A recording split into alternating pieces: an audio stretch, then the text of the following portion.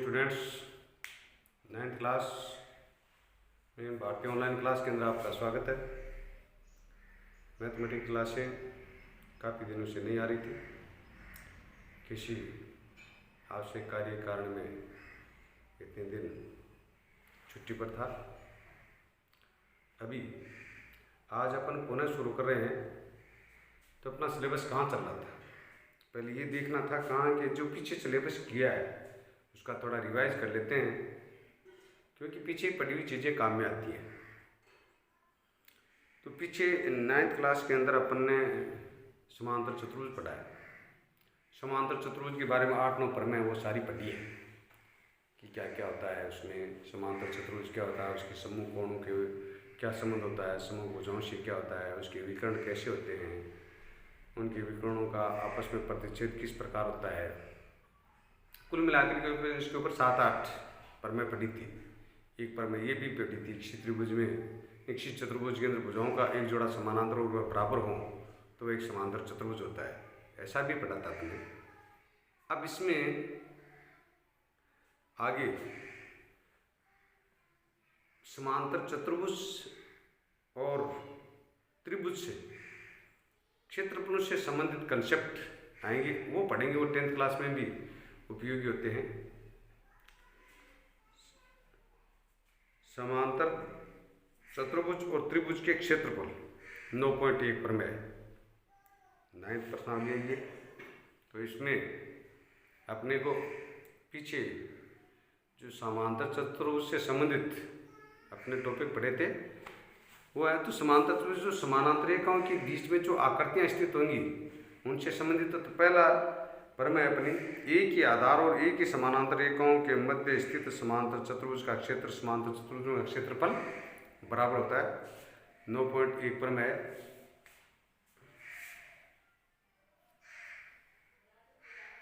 समांतर चतुर्भुज और त्रिभुज का समांतर चतुर्भुज और त्रिभुज के क्षेत्रफल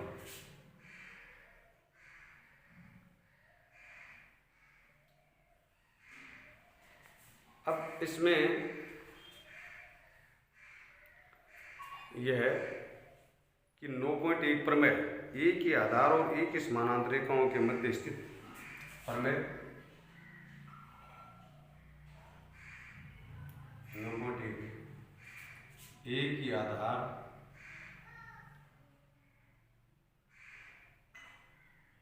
और एक ही समांतर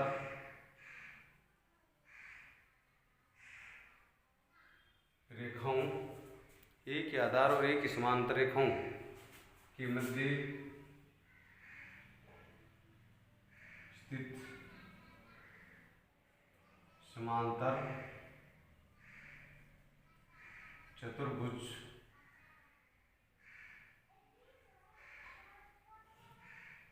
का क्षेत्रफल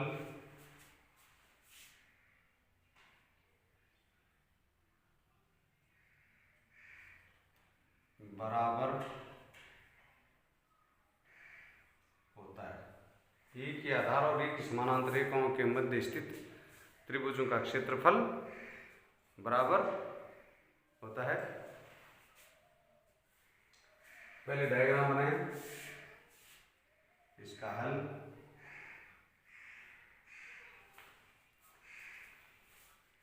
डायग्राम एक के आधार से दो समांतर चतुर्भुज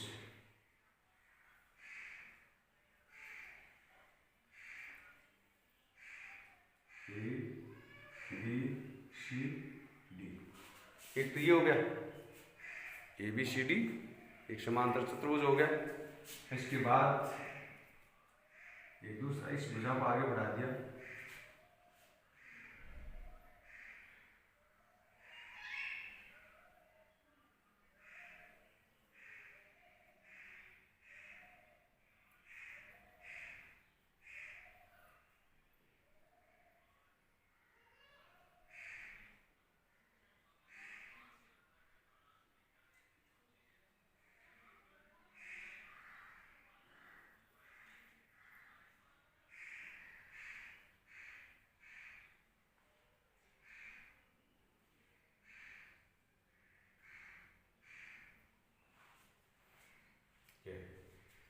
ये दो समांतर चतुर्भुज, एक तो हो गया ए बी सी डी, दूसरा हो गया A B C A B E F. ये दो समांतर चतुर्भुज है। दिया हुआ है ए बी सी डी व ए बी ई एफ, एक ही आधार और एक आधार का नाम भी तो ए बी, और एक ही समांतर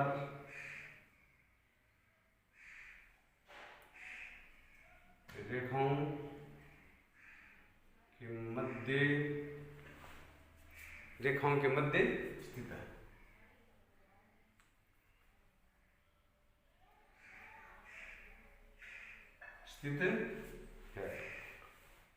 ठीक है। इसके बाद में ये दिया हुआ आ गया, दिया हुआ सिद्ध करना है। सिद्ध करने में 1 मिनट के लिए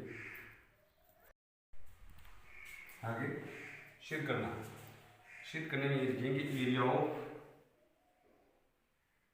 ए बी सी डी बराबर area of A B E F. Area of A B C D, area of A B E F, ये सिद्ध करना था।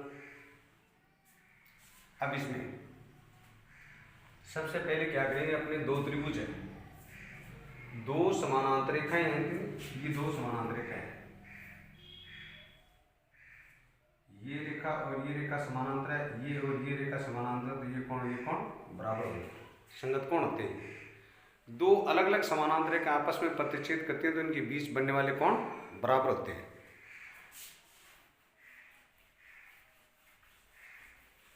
आगे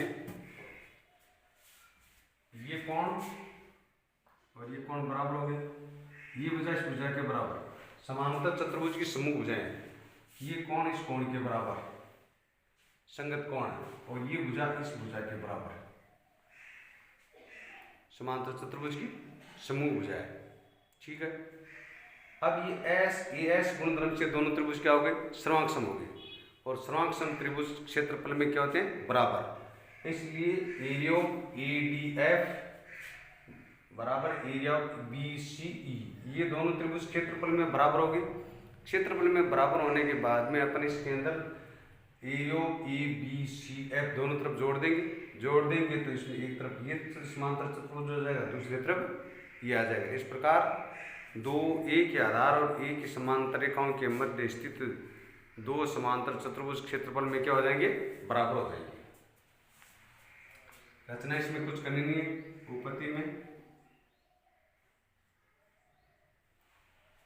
उपपत्ति में ये लिखेंगे कि त्रिभुज डी ए एफ व त्रिभुज बी सी ई में, त्रिभुज बी सी ई में ए डी बराबर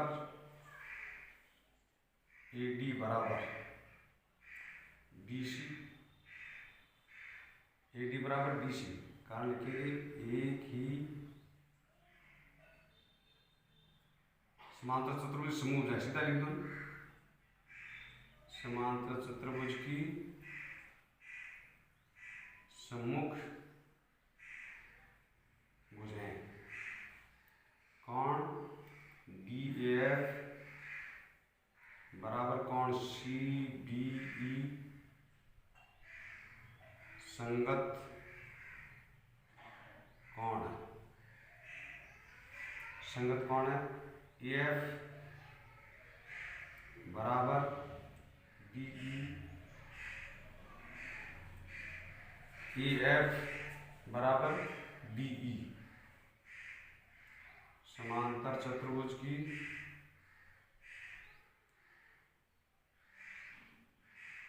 सम्मुख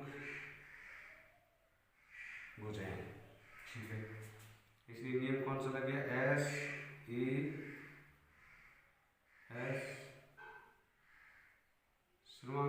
से त्रिभुज DAF श्रृंग सम है CBE, और हम जानते हैं कि श्रृंग सम त्रिभुज क्षेत्रफल में बराबर होते हैं, इसलिए एरिया ऑफ DAF बराबर एरिया ऑफ CBE। समीकरण एक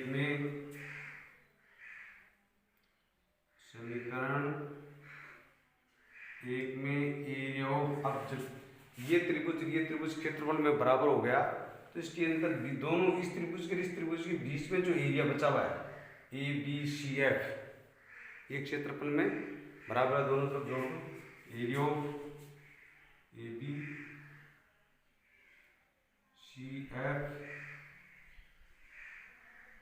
दोनों तरफ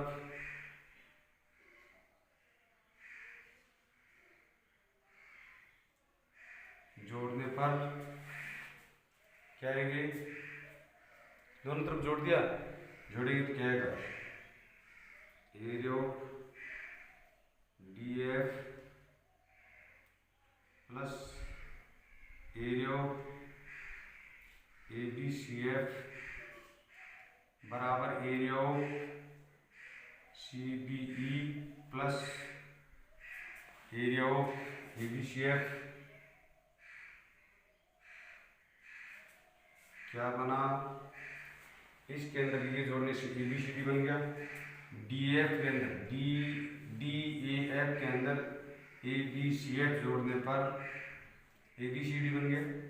तो यहाँ लिखेंगे एरिया ऑफ ABCD बराबर एरिया ऑफ इस BCE के अंदर ABCF जोड़ने पर ABEF, एरिया ऑफ ABEF ये आ गया। इसलिए हम कह सकते हैं कि A की आधार और A की समानांतर रेखाओं के मध्य स्थित दो समांतर चतुर्भुज क्षेत्रफल में बराबर होते हैं। A के आधार और A की समांतर रेखाओं के मध्य स्थित दो त्रिभुजों का क्षेत्रफल बराबर होता है। अब इसमें आगे एग्जाम्पल पढ़ेंगे, इसका आगे इसके एग्जाम्पल है।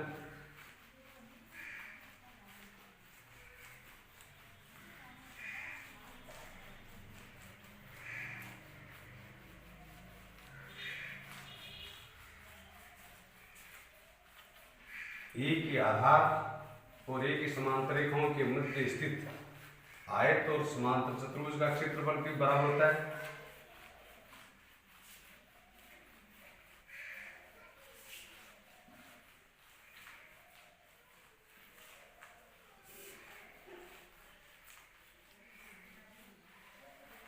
इसका आगे का एग्जाम्पल है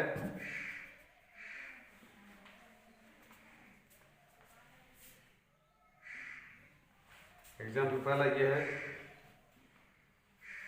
कि ABCD एक समांतर चतुर्भुज है।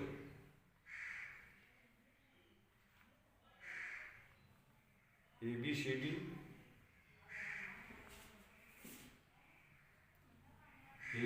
एक समांतर चतुर्भुज है। EFCD एक आयत है। EFCD एक आयत है, एक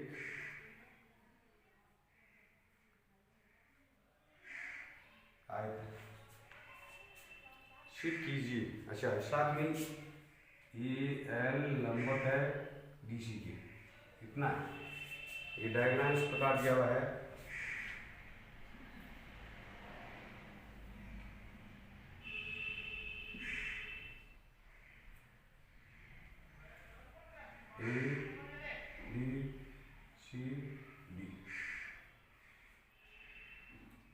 ABB इधर, C यहाँ D है, डायग्राम दिया है क्वेश्चन के अंदर।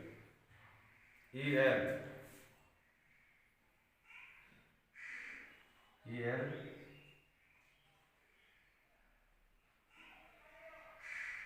ये एफ,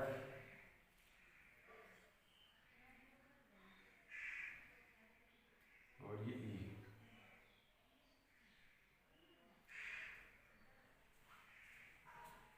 आयत E F C D, E F C D एक आयत है। तो सिद्ध कीजिए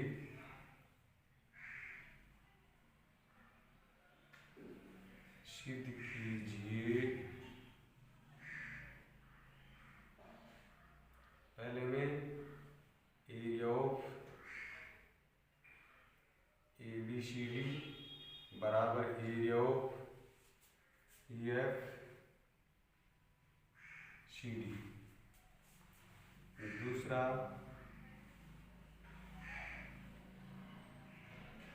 ए एल लंबवत है, वो लंबवत तो उसमें दिया हुआ है। दूसरा ये है area of A B C D, area of A B C D बराबर डिसिस गुणा एल। ये इसका देखना है। आगे अब इसमें क्या लेंगे, इसमें ये है, हम जानते हैं कि ए के आधार और ए की समानांतर रेखाओं के मध्य स्थित आयत और समांतर चतुर्भुज का क्षेत्रफल समान होता है। क्यों? आयत का क्षेत्र होता है आधार इंटू ऊंचाई, और आयत का क्षेत्र होता है लंबाई गुणा चौड़ाई। तो इसकी जो लंबाई है वो आधार है, तो दोनों का, इसकी तो आयत की तो लंबाई होगी, समांतर चतुर्भुज का आधार हो गया, और दोनों की ऊंचाई सेम, क्यों? समानांतर रेखाओं के बीच की लंबवत दूरियां बराबर होती है। तो पहले का तो बिल्कुल शॉर्ट आ जाएगा, चूंकि आयत ई एफ सी डी व समांतर चतुर्भुज ए बी सी डी ए की आधार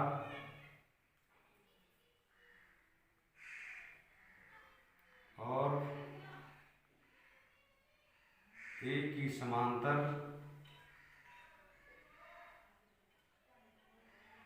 रेखाओं के मध्य स्थित होते हैं। स्थित ए के आधार रेखाओं के मध्य स्थित हो तो ए के आधार समांतर रेखाओं के मध्य स्थित हैं, इसलिए area of A B C D बराबर area of D C F E, या ई एफ सी डी लिख दो, ई एफ सी डी। चूंकि ए की आधार और ए की समांतर रेखाओं के मध्य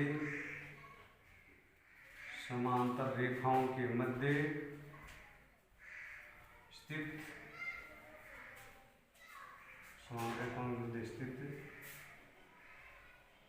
आयत व समांतर चतुर्भुज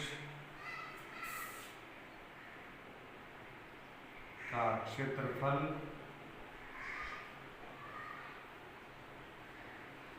बराबर होता है। ठीक है, पहला तो कंप्लीट हो गया। दूसरा, चूंकि आयत ई एफ सी डी